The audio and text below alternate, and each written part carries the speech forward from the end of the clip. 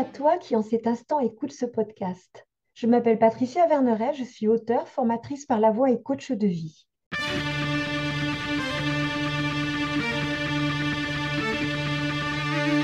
De par les cours que je donne, je suis en lien avec des jeunes gens entre 18 et 25 ans.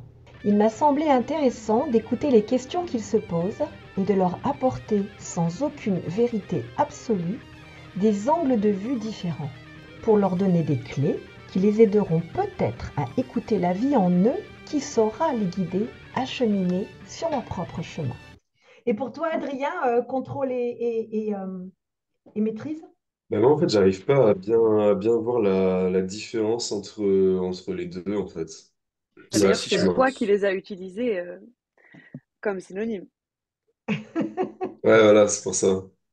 Mais après, tu sais, tout dépend le référentiel. C'est pour ça que j'aime bien quand les personnes, quand elles posent des choses par rapport à des mots, je leur demande ce qu'elles entendent par ce mot-là, parce qu'on n'y met pas les Ouais, mêmes parce sens. que par exemple, on dit que contrôle et maîtrise, c'est pas la même chose, mais à partir du moment où tu es en maîtrise de toi, c'est forcément que tu mets sur toi une barrière qui n'est pas ta façon naturelle d'être. Alors justement, non, je dirais que la différence, elle est vraiment là, en tous les cas de mon angle de vue, hein. Et je dirais que la maîtrise, effectivement, il y a vraiment une affaire de conscience de notre naturel, de comment on fonctionne, et on fonctionne avec. On sait, mais on ne sait pas avec un savoir figé et qui perdure dans le temps et qui serait c'est comme ça et pas autrement.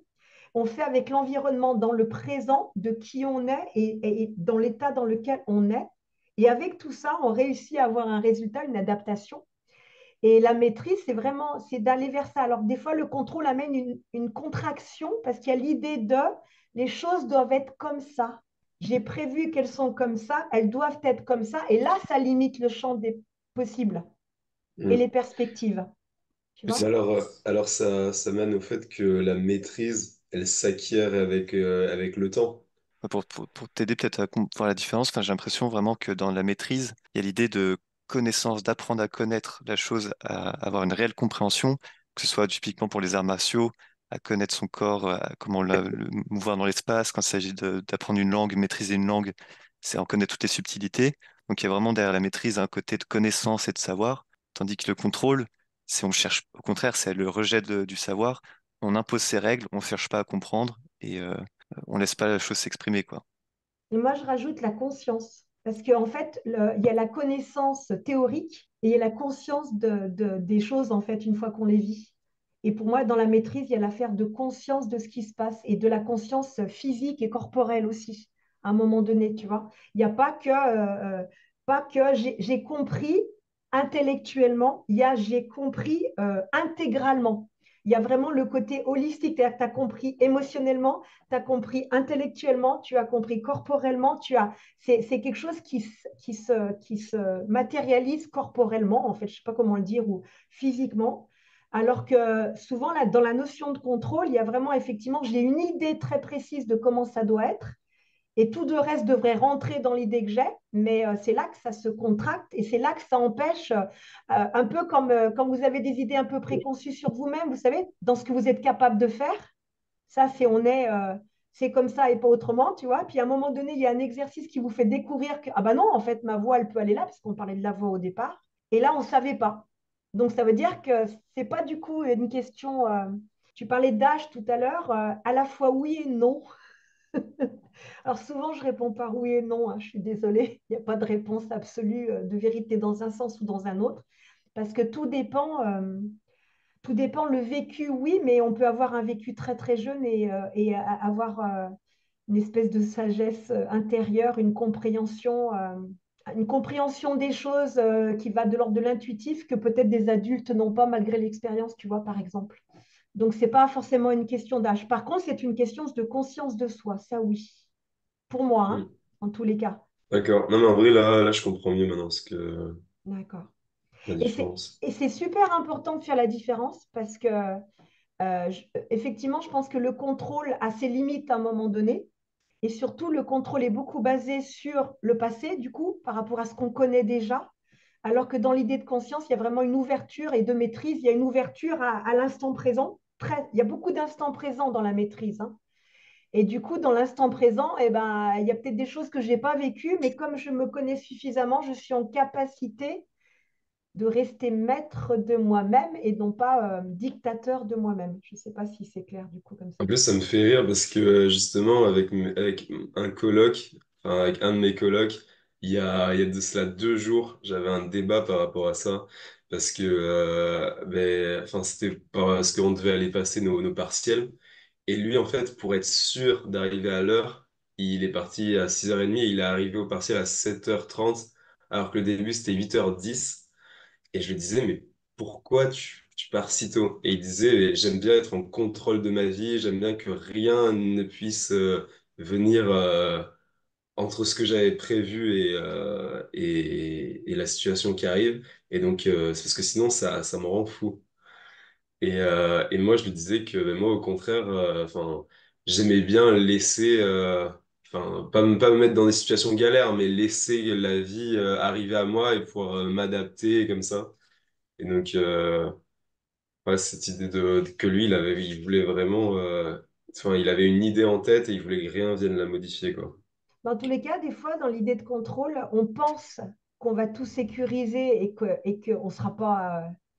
que le fait de contrôler, on a l'impression que ça donne la main sur la réalité. Mais en fait, c'est une illusion. Tant mieux hein, si ça se passe bien, hein, mais c'est une illusion. Et surtout, quand on a un comportement comme ça, au fur et à mesure du temps, ça se durcit tellement à force de contrôler, contrôler, que Mm. le jour où il y a le moins de grains de sable, la personne, elle n'est plus en capacité d'adaptation puisqu'elle ne l'a jamais fait. Parce que la capacité de s'adapter, c'est quelque chose vraiment qui se pratique, qui se vit et qui doit se peaufiner au fur et à mesure. Hein, d'accord? Mm.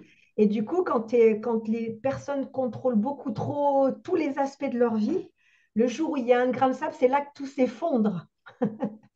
Au lieu d'être dans quelque chose qui se met en place petit à petit et de rester serein dans les moments où c'est instable. Parce que dans la vie, on n'a pas que des moments où tout est prévu à l'avance. Hein. Donc c'est intéressant en tous les cas, d'essayer d'ouvrir un peu ça, parce que Mais ça peut vraiment... je pense du coup, en fait, la maîtrise, ça rejoint. Après, je sais pas si vous connaissez ce concept, c'est un concept philosophique, mais ça rejoint un peu la notion d'ataraxie d'Aristote. L'ataraxie, en fait, c'est quand quand je pense on est en maîtrise de ce qu'on fait, qu'on n'est pas dans le trop ni dans le moins, qu'on est parfait. Parce que quand on est dans le contrôle, c'est qu'on est dans le trop. Et quand on est trop dans l'improvisation, c'est qu'on n'est pas assez en capacité de gérer au mieux la situation. Donc la maîtrise, c'est ce vers quoi on doit tendre, en fait. La voie du milieu, tu es en train de décrire. Mm. Le concept de la voie du milieu, la voie VOIE ou la voie VOIX d'ailleurs. Mais du coup, c'est le concept de la voie du milieu, c'est-à-dire les excès, c'est un déséquilibre quelque part. Mais après, on est bien d'accord que l'équilibre parfait qui ne bouge pas, ça n'existe pas. En fait, c'est vraiment, on oscille entre différents aspects. Et parfois, quand on est assez jeune, on a tendance à aller un peu dans les extrêmes, comme quand vous faites des expériences, il y a où c'est trop ouvert ou pas assez ouvert, ou ci ou là. Mais c'est en allant dans ces aspects-là qu'on se dit, bah non, là, je suis allé trop loin.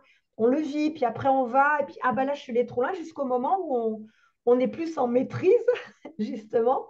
On n'a plus besoin d'aller aussi loin parce qu'on a expérimenté, et donc on se dit ça, je sais comment le nuancer. Je sais parce que c'est le fait d'avoir été dans les extrêmes, justement, qu'on ne savait pas nuancer. Et les nuances, c'est pas pour enlever des choses, hein, c'est juste c'est pour gagner des subtilités. Tu parlais du mot des subtilités tout à l'heure, Maxime. C'est-à-dire qu'effectivement, il y a plus de subtilités, il y a un panel de couleurs plus large de comportement et de pensée, en fait, du coup. Et ce qui donne plus de choix. Donc souvent, moi, je compare, quand on est un peu dans les extrêmes, c'est on a A et B, et avec A et B, on fait bas et ab. On ne va pas plus loin.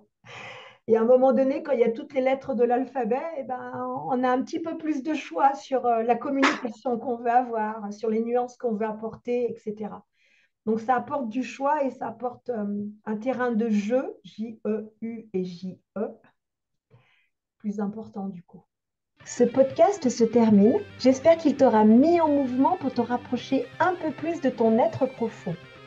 N'oublie pas, toi seul fais ce qui est juste pour toi-même. Merci pour ton écoute.